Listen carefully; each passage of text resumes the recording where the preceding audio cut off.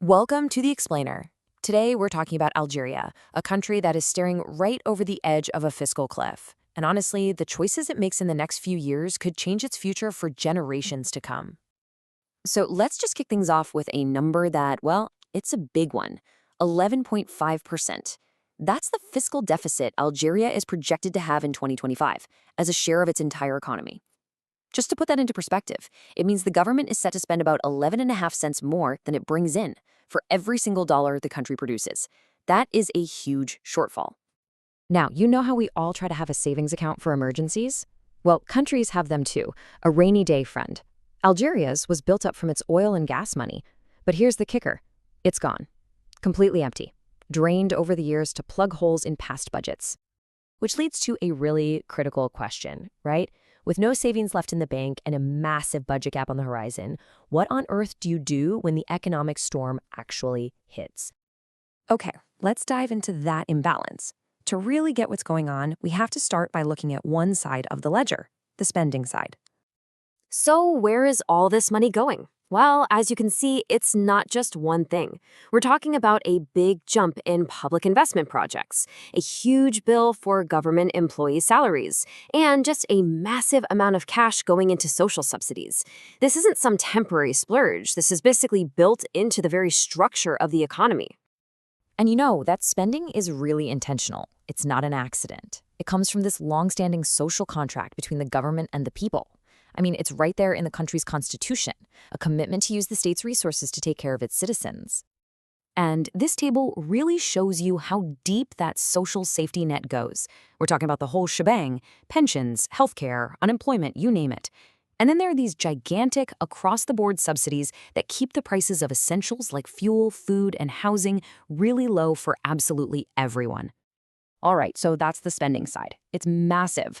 Now let's flip the coin and look at the revenue side. How is the country supposed to pay for all this? And boom, here's the heart of the problem. Just look at that chart. The Algerian state is almost completely dependent on money from oil and gas exports. This basically makes the entire national budget a hostage to the wild swings of global energy markets. When oil prices are high, everything's great. But when they fall off a cliff, the whole budget collapses.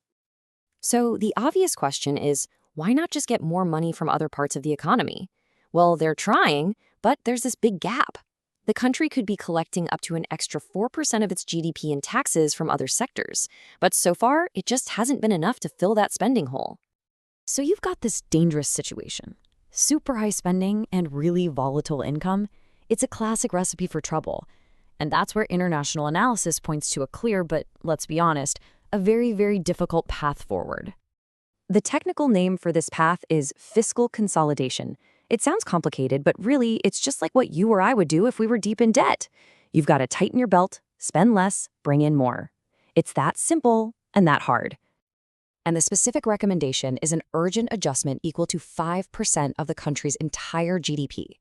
This isn't just a small tweak, it's major economic surgery, and it needs to happen over several years to get the budget back on track. So how would they even do that? Well, it's basically a three-pronged attack. First, you have to reform those incredibly expensive subsidies so they actually help the people who need it most. Second, get better at collecting the taxes you're already owed. And third, make sure the money the government is spending isn't being wasted. This tough prescription really puts Algeria at a major crossroads. We're talking about two completely separate paths forward, each leading to a very, very different future.